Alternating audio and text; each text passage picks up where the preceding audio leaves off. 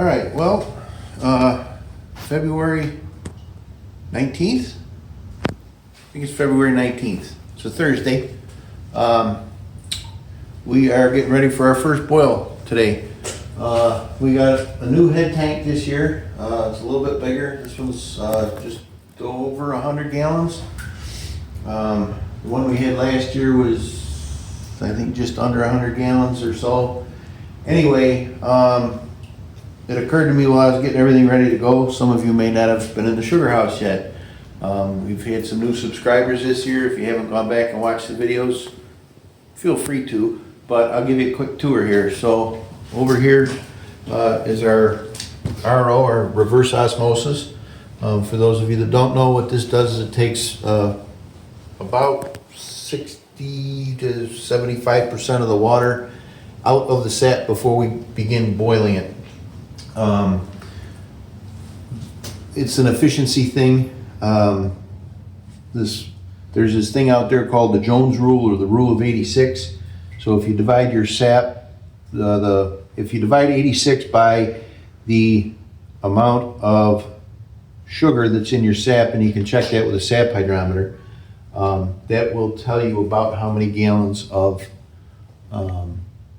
sap you need to make a gallon of syrup. So as an example, if you have sap that's 2%, it'll take about 43 gallons of raw sap to make 1 gallon of maple syrup. So what we can do with this machine is we can take sap that's, ours typically isn't quite 2%, it's 1.7 or 1.8%. So it brings that ratio up to roughly 50, 52 to 1, somewhere in that ballpark. What this machine does is it takes that water out. So we are usually right around 7%. If I really try, I can get it close to 8%. So just for easy math, 8%, you would need about 21 gallons of concentrated sap to make a gallon of syrup. So instead of having to boil off 42 gallons of water, you only have to burn off or boil off 20 gallons of water, give or take. So what that does, it makes things faster and we don't use as much firewood.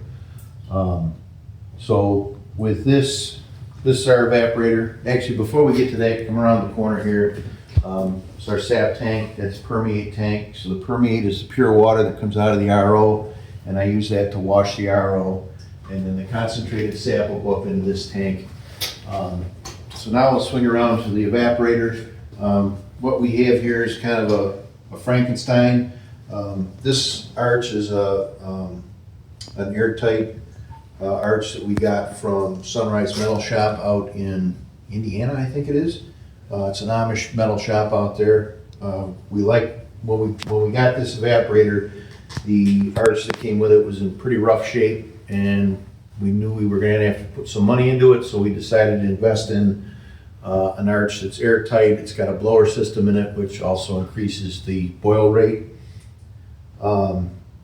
These pans are Alger, which the company no longer is in business. They, I believe, were bought out by Small Brothers, who was bought out by Waterloo, who was bought out by somebody else. Anyway, so our original setup was getting too small, and we were able to work a deal with the local BOCES program. The conservation class does maple syrup there. This was the pan they had, set of pans they had. It was too big for them. They didn't collect enough sap, and the pans we had was a lot smaller. It was an 18 by 48 inch drop flue. This is a raised flue. So that pan was a lot better size for them. This was a lot better size for us. So this is a syrup pan in the front and a flue pan in the back. I don't know if Megan can get a picture down in there. Maybe on the other side, you can see down, where's my finger? Back up a little bit, Megan. So, oops, now it's on my finger. Right down in here, you can see the flues down in the bottom of the pan. What they are is they come up into the sap that's sitting in the pan, so it creates more surface area for better, faster heating. So with the flue pan and the syrup pan, the first year we had it, I could go through about 35 gallons of concentrate every hour. Last year we added this unit here. It's called a steam away. What it does, it captures the steam that comes off this pan, and there's trays up in here. I'll have Megan hand me the phone once I get up here. Hopefully you can see it. So down in there you can see these tubes. Those tubes run through trays, and the sap is actually in the tray and the steam goes through the tubes. And there's also a blower system, which is what this contraption is. The blower sits over there on the other side of the RO room. What that does is it injects air into the sap that's in those trays with the hot steam, so it increases our boil rate. We have sap it's about 38 degrees today, so that concentrate in that tank is 38 degrees. It goes in the back here in this float box. Then it'll go through those trays, and when it comes out the other side here, it'll be 200 degrees. And then from there, it goes into the float pan, which controls the level in the flue pan. It'll work its way through the flue pan, and I can set this up so I can draw off either side. Today it's going to go in on the opposite side of that flue pan. These trays here are to catch condensation that comes off of those are the trays. The bottom of those trays are right there. So it'll go in on the opposite side of the flue pan. It'll work its way back, come across, come out this side, through this pipe, into this box, and then work its way from here through the syrup pan and finally come out over here. And we have our thermometer that I got to put in. This is our thermometer, and this one particular one was made by Smoky Lake. But what we do every day, because the boiling point of water changes with barometric pressure, we take this in the house and we boil water on the stove, and there's a little set screw on the back that'll adjust the face of this. So when that needle is at 0, that's the boiling point of water. 7 degrees above the boiling point of water is syrup. So we just watch this gauge, or this needle. It'll come all the way around. Once it starts boiling, it'll be there, and then it'll creep up, creep up, creep up. And then once it hits 7, we just crack this draw off open, so it's just dribbling a little bit, and we try to keep it as close to that 7 as we can. If it drops below 7, we'll close the valve, let it heat up again. But that's the kind of the run through on the thing. You can see we got the 2 steam hoods here, the stack for the arches in the back.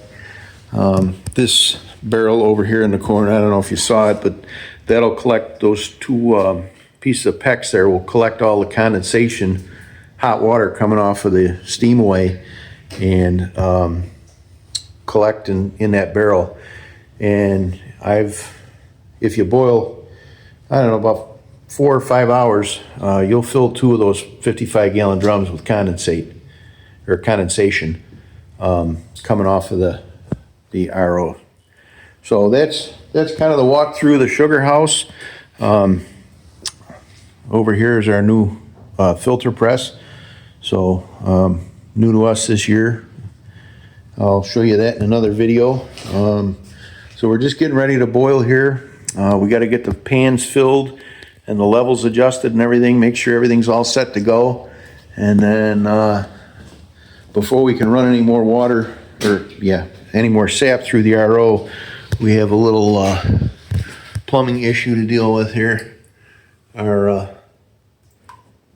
our elbow's leaking.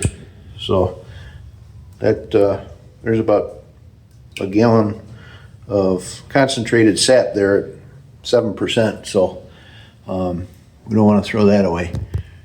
So we'll have to, I tried splicing tape to see if I could at least temporarily stop it, and it slowed it down but didn't fix it. So what I'm hoping is once we get that tank, we can empty enough of that tank into the evaporator and the steamway to get that filled. It takes somewhere in the ballpark of 50 to 60 gallons to fill everything up to the level it needs to be before we can light the fire. Hopefully that'll empty that tank, and then we can repair that leak properly. So that's all for right now. We'll get a little more here once we get the thing rolling and show you what's going on. So we got this filled up. The floats, as you can see, floating. It's got that shut off there. So didn't have the camera running. Hi, Jim. Hello. Jim's here with some kindling for us. So the first thing that happened, I'll bring you over here. So this collar here is just there's two gaskets in there, O-rings, that slide onto the pipe, and it must have been slid too far one way or the other because it was leaking here. So you had to kind of shut everything off, drain this section out so we could fix that. So we got that back together, and the flue pan started filling up, and this, ouch, this valve, which is probably should be replaced at some point. You can see the stop on it's bent a little bit, and it was on this side of the stop, so I couldn't get it turned quite all the way off, so that was dribbling. So we got that fixed. But anyway, so we got our front pan about 1.5 inches deep. I run it a little bit deeper because the bottom of this pan's not quite flat, and I don't want to take a chance of burning it. You can see this float here controls what's coming through from the back pan. If I push down, you can see it lets a little sap in, so as it evaporates out of the front pan, this will drop and it'll just kind of dribble like that. And then the back is filled.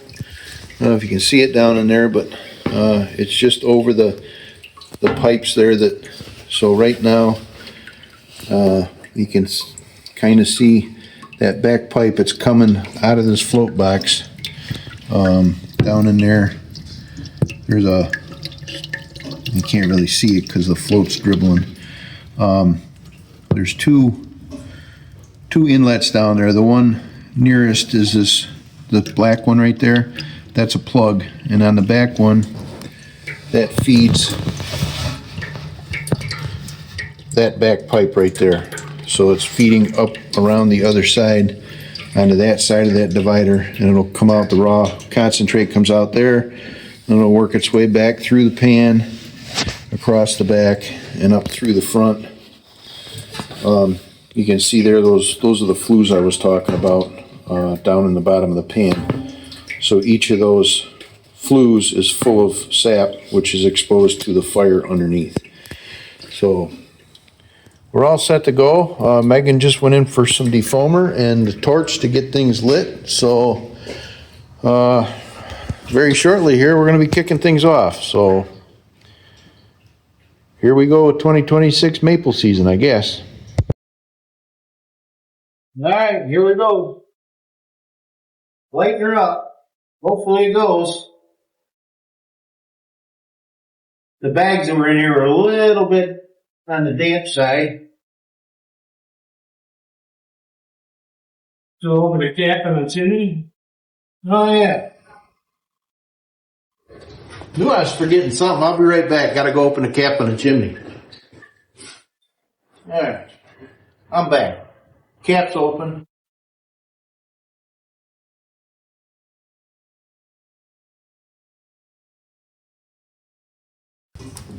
Close this up. Close that up. Turn our fan on here. Maybe. There we go.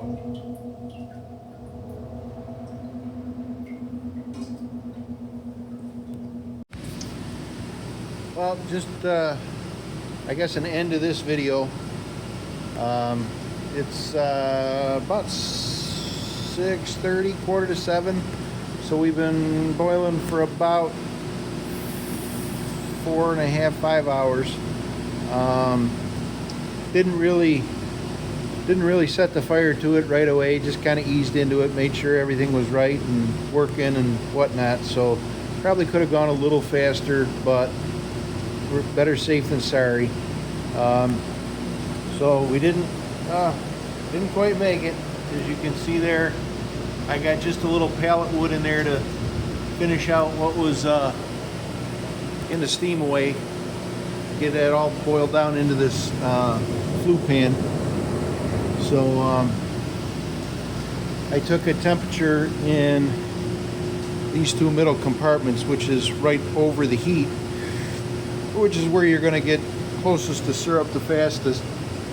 And it was